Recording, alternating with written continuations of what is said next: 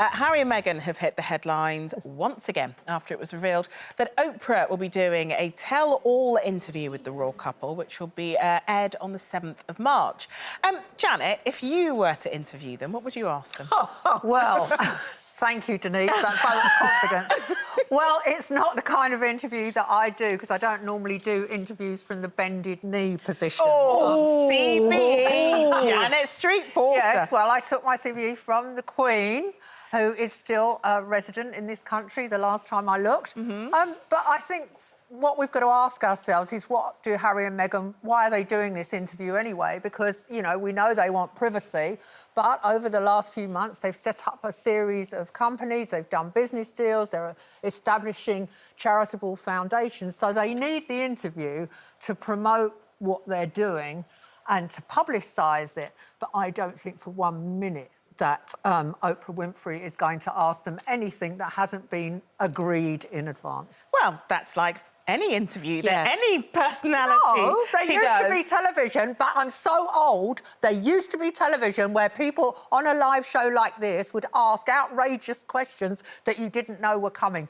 But that doesn't happen very often now, because PRs, public relations and image consultants don't want to upset their clients. Well, I think Oprah has got a long journalistic history, and I would be shocked if she didn't ask difficult questions, but they've been asked those questions by somebody that they trust, which isn't such a bad thing. I mean, Frankie, what do you make about all of this? I just think, you know, I think everyone gives them such a hard time. I think they're damned if they do, damned if they don't.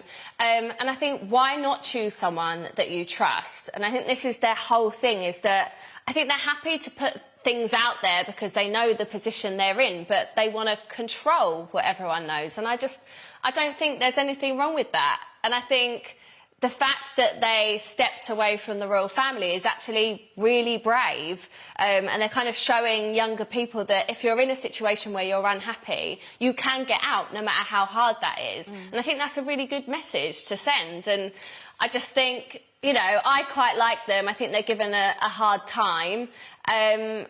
I just think good on them. I like them. I know, you know, giving them a hard time, that's an interesting phrase that you use, because essentially a lot of the backlash today has been against a couple who are expecting, and a woman who, from the picture that they released on Sunday, is heavily pregnant. So, you know, she's at quite a difficult and quite tender moment in her life.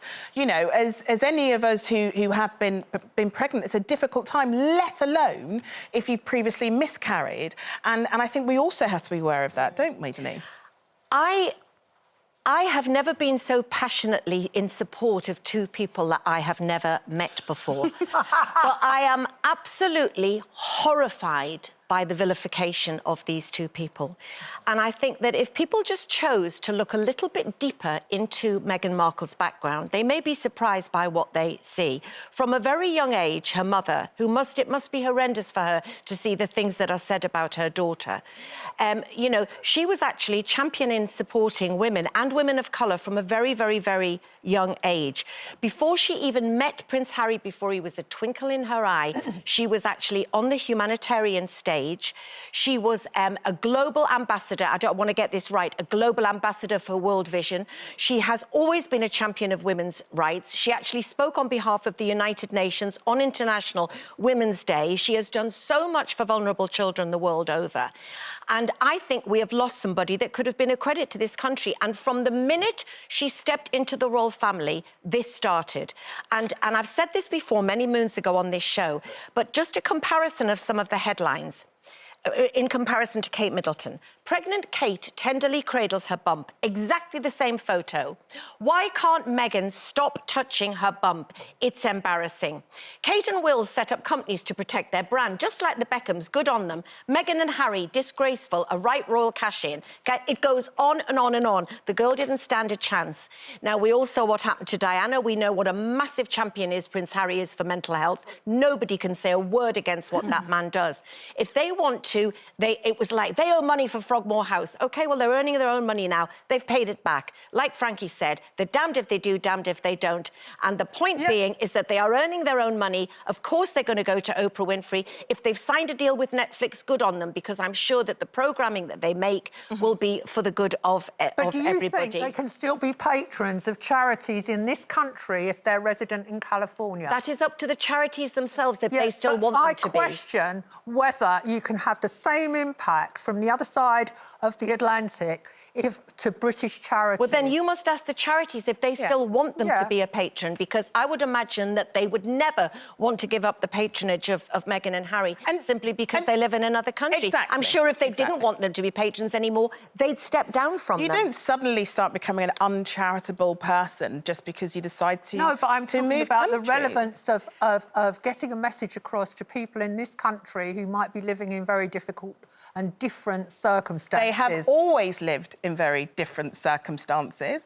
When you have members of the royal family who support homeless charities, for example, whether they live here or abroad, do they know what it's like to be a homeless person living on the street? Yeah, Why is the question, it does but not this lessen their interchange impact. with the three of you and me just proves that you can't talk about Meghan in a balanced way, because But she's not discussed in a balanced way, Janet. The press I've filed tried her. to raise the question that is it possible for her to do something and for someone to even say, well, there's a reason for this interview, it's not going to shed any light on their private life because it's all about Janet, business. will you be on the 7th of March switching over the telly with a cup of tea, I don't know, a little scone or scone or what have you, and maybe a glass of vino, and checking out the interview yourself? No. I will. Sorry to disappoint And just very you. quickly, because very quickly about the going to privacy learn thing as well, anything. is that the privacy thing is that they have asked for no unauthorised intervention into their life. Sure. They can't possibly be unprivate. Well, they're Meghan I and think Harry. you're doing a very good job sticking up for them, Denise, and we have to agree to disagree. Thank you. And that's the point of the show. Sometimes we agree to disagree, and that is healthy debate. But